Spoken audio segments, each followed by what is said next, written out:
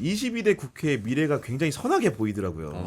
아까 말한 것처럼 정말 여당은 완벽하게 소외된 의사결정 과정에서 특히나 국회의장이 지금 말씀하신 대로 민주당에서 그런 주장에 가신 분들이 국회의장이 온다고 했을 때 늘 의사결정이 이렇게 진행이 될 거 아닙니까? 지금 보면 지금 김진표 의장이라도 있으니까 뭔가 좀 이렇게 내일 향정한이 만이라는 거지 그런 고민 자체가 사라지는 상황이 올 것 같은데 지금 여당은 보니까요. 그 원내 사령탑 정하는 게 너무 중요하잖아 이 상황에서. 근데 지금 자중질환에 빠진 느낌입니다. 이철규 의원이 될 것처럼 분위기 형성이 되다가 누군가들이 세게 제동을 거니까 지금 뭐 사실은 원래 후보 등록을 오늘 하기로 했다가 5일로 미루고 9일날 이제 뽑겠다 이건데 이런 일이 있었습니까 과거에 국민의힘에? 없었죠. 그러니까 뭐 반대하는 사람이면 경선 투표를 통해서 본인의 의사를 반영을 했는데 지금은 이철규 전 사무총장 외에는 출마하려고 하는 사람들이 없으니까 이대로 가다가는 의총에서 그냥 박수로 만장일치 추대되겠구나.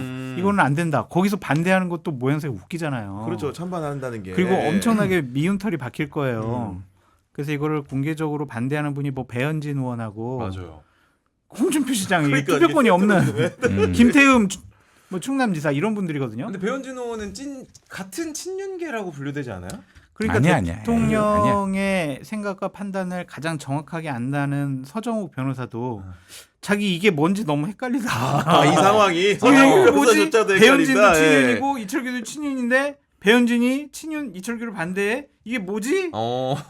이철규는 그럼 대통령 뜻에 따라서 나온 건가? 아닌가? 긴가민가? 막 이러고 있잖아요. 이게 바로 지금 국민의힘 의원들이 생각을 하고 있는 심정과 좀 똑같다. 아니 소장님 그러면은 이 친윤계의 어떤 그립이 떨어진 겁니까? 그니까. 어떻게 봐야 됩니까? 떨어졌다고 봐야 되지 않을까요? 많이 대통령의 그립도 떨어졌는데 뭐 친윤의 그립이 뭐가 있겠어요. 근데 용산 대통령실도 그래서 저 방송통신심의위원회 유희림 예. 위원장 왜 저래? 이런 분위기가 또 있대요 용산에서. 아, 그래요? 네.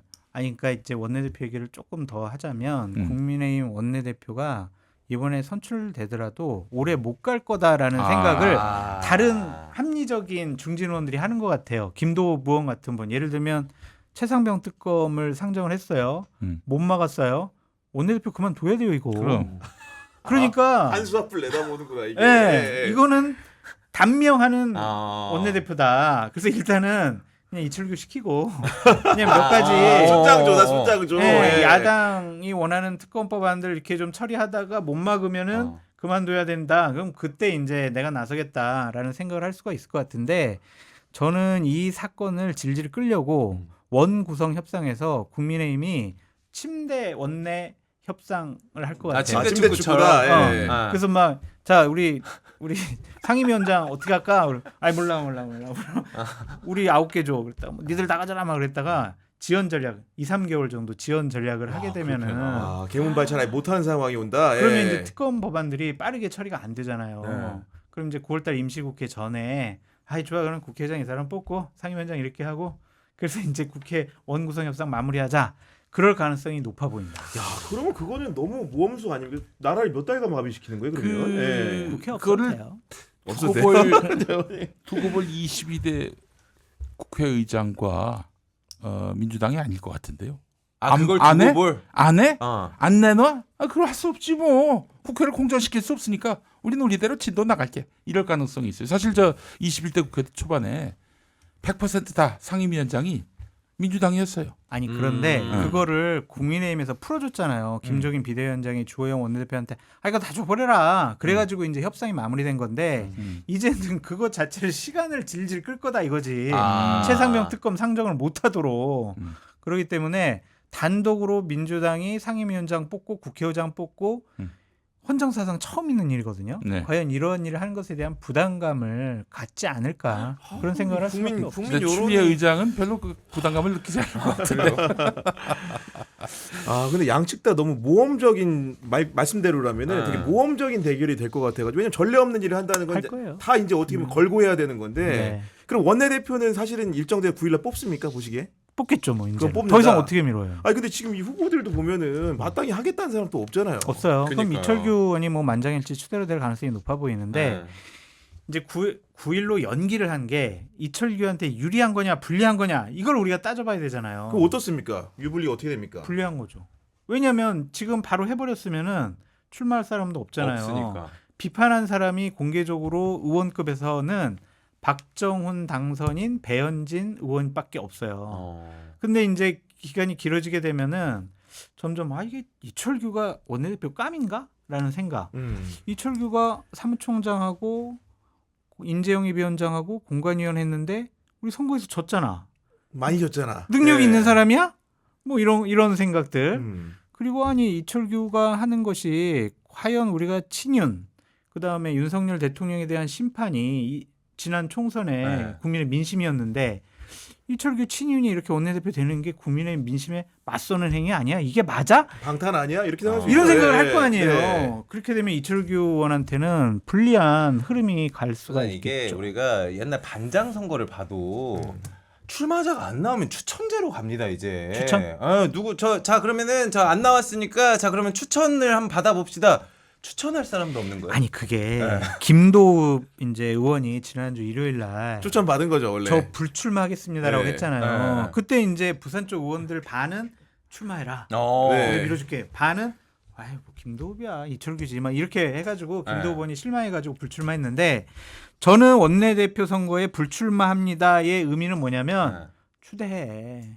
추대해주면 내가 할게. 아니 무슨 경선이야. 내가 이철규랑 지금 경선하게 생겼어. 지금 내가 오. 4선인데 그러니까 나 불출마할 테니까 야 이거 다 정확해 성- 보인다. 정리해가지고 나를 추대해줘.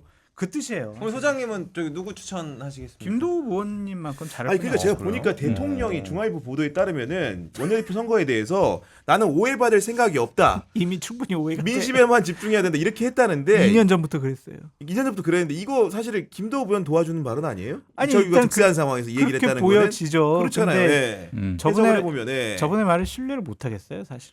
지금 이준석 대표도 네. 김도우 의원이 하는 게 좋다라는 합리적인 사람이 이런 판단을 하고 있다는 건데 이준석과 장성철이 추천하면 안 되겠네. 아유, 한마만트. 네, 안 되겠어요. 우리 정진석 비서실장이 노하십니다. 바로 우리 장성철 소장 이준석 대표 빌면은 맞아요. 보수 네, 참칙 바로 패널에 이제 보수 참칙 패널에 처음으로 고견을 얘기할 수 있어요. 네. 그러니까 공문 올 수도 있습니다.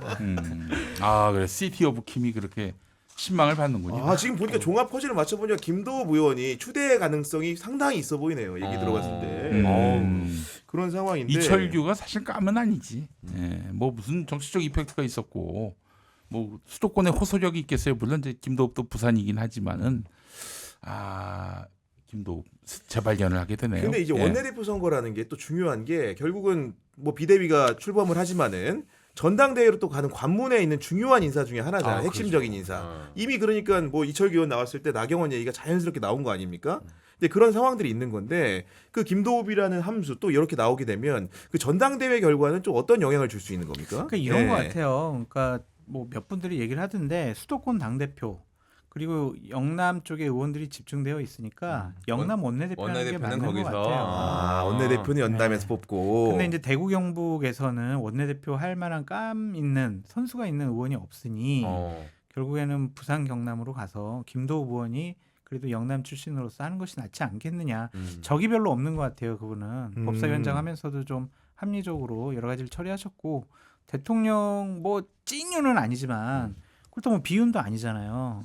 그렇기 때문에 의원들의 신망도 있고 어쨌든 지역의 의원들 분포상 영남 국회의원이 하는 것이 낫지 않느냐 그런 얘기가 좀 많이 있더라고요. 그럴 경우에는 전당대회는 약간 수도권이 여론이 가는 겁니까? 상대적으로. 전당대회는 이게 당원들의 힘으로만 뽑는다면 그것도 이제 찐윤 후보가 나오면 그분이 될 가능성이 높아 보이는데 당원 당규 개정을 통해서 100%냐 아니면 일반 국민 50, 당원 50 이렇게 룰 개정을 할 거냐 그걸 좀 지켜봐야 될 것 같아요. 네. 안 그러면은 우리가 뭘 예측을 할 수 없어요. 왜냐하면 룰 개정을 하게 되면 100% 민심으로 일반 국민으로만 우리가 당대표 뽑겠다 그러면은요 유승민 전 의원도 나올 수 있고 한동훈 비대위원장도 전 나올 수 있다고 봐요.